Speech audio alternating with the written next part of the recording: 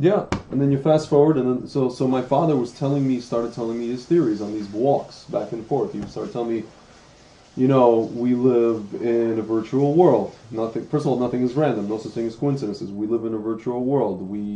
The Torah is a manual. How old are you? I'm like 14, 15, 16, So 14, 17, 15, 16, 14, basically high school time. And your dad's like Heidegger is walking down the shore talking. He's an existential philosopher from Germany, who was actually the teacher of Hannah Arendt. The banality of evil. Yes. He also was recruited to the cause of Hitler's recruiting all these intellectuals for his college, whatever. It's a whole story. But then, in any event, existential philosophy to a 14, 15-year-old. Not just it was deeper than that. It was like, and then he started talking about what else? I would ask him. Okay. I would ask him about evolution. He goes to me, okay, Greg, what operating system did you use when you were 13 years old on your computer? I said, Windows 3.1. What operating system do you use? What operating system do you use now? Windows 95. And then, a year later, what operating system we have on a computer now? Windows 2000, whatever. One of them was like skipped. What operating system? And then they kept going. We're not going to talk about Windows 98. He goes, yeah, exactly. Windows Vista, whatever. And he goes, right, okay, so you want to tell me these things evolved, right? I'm like, yeah, they evolved. He's like, did they evolve on themselves? Did Windows 3.1 create Windows 95? Or did they spontaneously, sporadically evolve?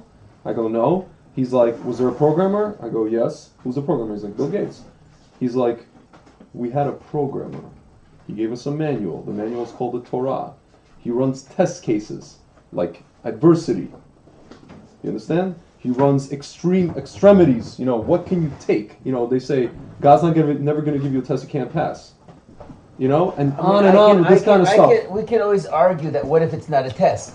What if you're actually meant to separate? It's no, seriously. Like we're going with quotes the whole time. It's a test.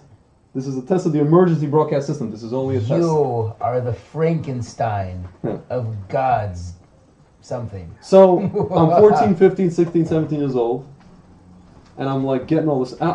My final penultimate question to him was, okay, we have a creator. Who created our creator? He goes, Greg, I have a question for you. In typical Jewish, fashion. He goes, can a computer ask who created it?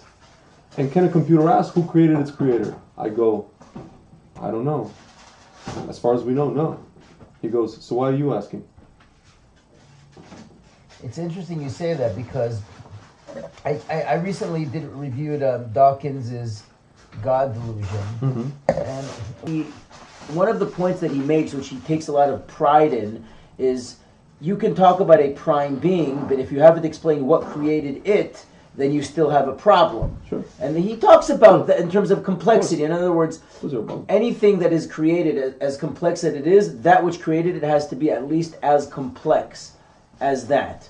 Yeah. And therefore, there must be somebody that created it. And the problem is our puny minds. Even if we were told, we wouldn't be able to even understand. It would be like an alien language. But I'm saying, the fact that he takes so much pride in thinking that that's an argument that hasn't been answered, it really baffled me. It doesn't baffle me. It's a common argument I've heard. Yeah, I'm saying, but why is that such a big deal? I mean, if the whole point, look, he does address Thomas Aquinas, which Maimonidean also existentialism talks about that too, in terms of God being primal being with a capital B, or primal existence. In other words, that the force of being itself. I mean, the force of being, if you're going beyond dimension, beyond time, saying what created it is kind of a non sequitur question. It just doesn't... Whatever. No, I guess the question is they're asking not what created it, but just where did it even come from? Okay, but if you're saying that it's the force why does it have to bother us? But if it's the force of being itself, it just is. It's not something that needed to be... But the question is, especially for Jews, why is it bothering us? Why does it want us to do all these mitzvot? Leave us... we didn't have... Leave Smeagol alone, as I used to say. Leave Smeagol alone, it's like, come on,